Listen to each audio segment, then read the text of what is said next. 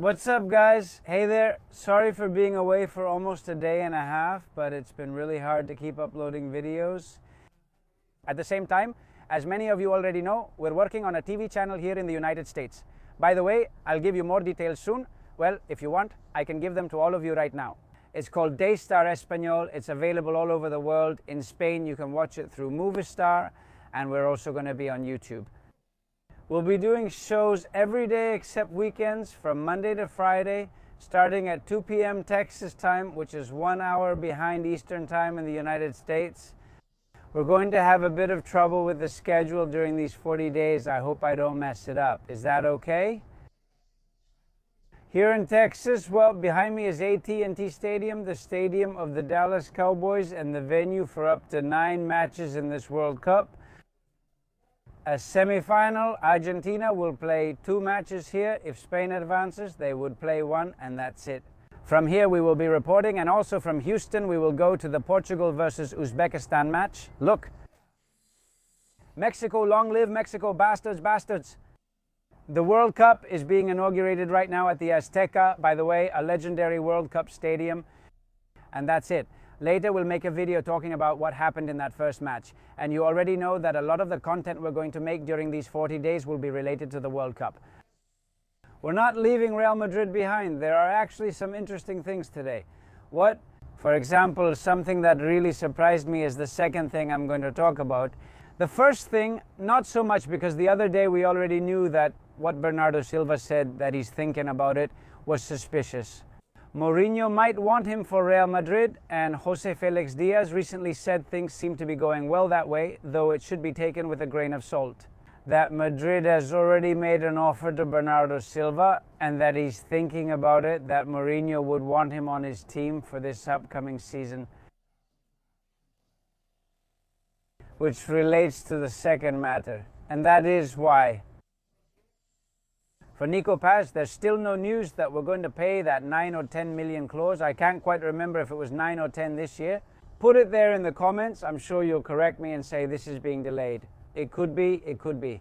Wait, this is falling. Oh my, I have to be careful here with the wind because the tripod I have is a bit sensitive.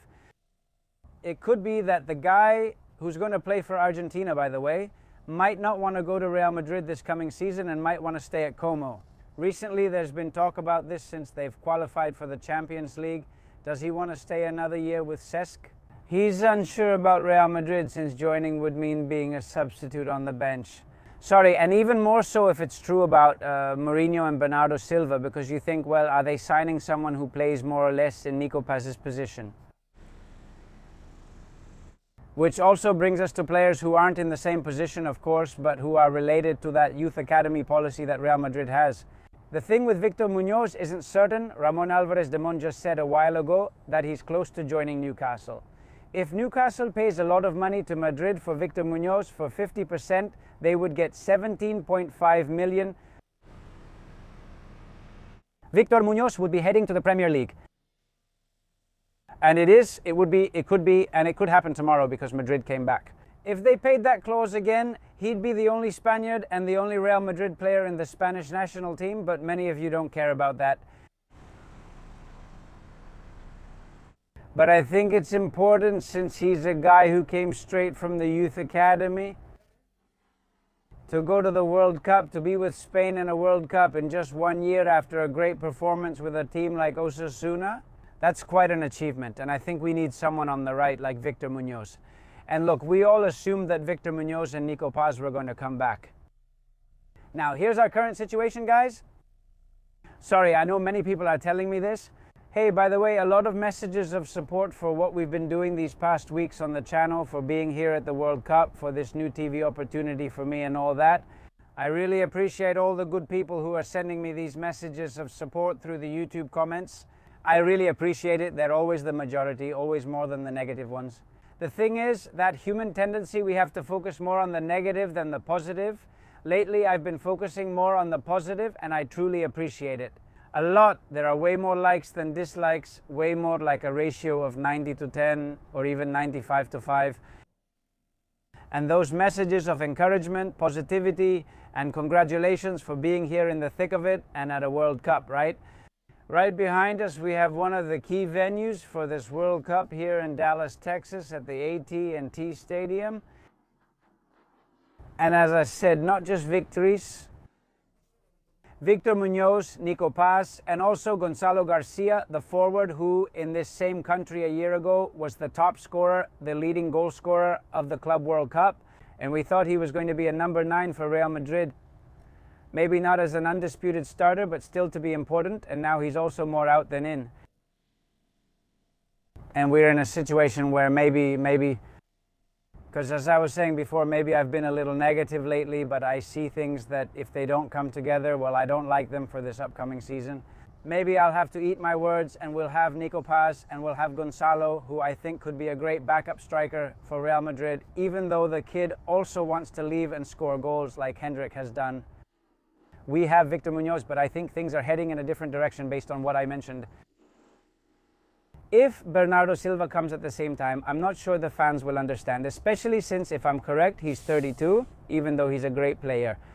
And just like that, we'll have changed the club's policy by 180 degrees, signing Dan Friese now, signing Bernardo Silva, who it's true is coming on a free transfer, but because Mourinho is asking for him, this has its positive side, which is that the coach is in charge and is being listened to. But we also have to be critical about why what was valid before this transfer policy, why it doesn't work now. If it's because the coach is in charge, that's fantastic. But I don't know, at Real Madrid, they don't really explain that to us from a communication standpoint either. And we've been talking about it for the last few years. We also don't understand what the sporting purpose has been in recent summers. Why? Because we need a midfielder, and now it turns out we're making an offer for Julian Alvarez for more than 150 million. If he says no, and Atletico de Madrid already has, should we keep pursuing him? Or who are we going to spend that money on? It would have to be another striker, because the sporting department is telling us that we're looking for a striker. But if now we're looking for a midfielder, with that money, I mean, to be the star signing of the season, we'd be all over the place. I don't know, guys. That's how it seems to me. And then another thing. Mourinho, fantastic. We really like Mourinho. I insist. If he comes because he has authority and because he starts demanding things that a coach has to demand, that's great too. But Mourinho has cost 15 million, and that's a fact. That's a fact. There will be people who like it and people who don't.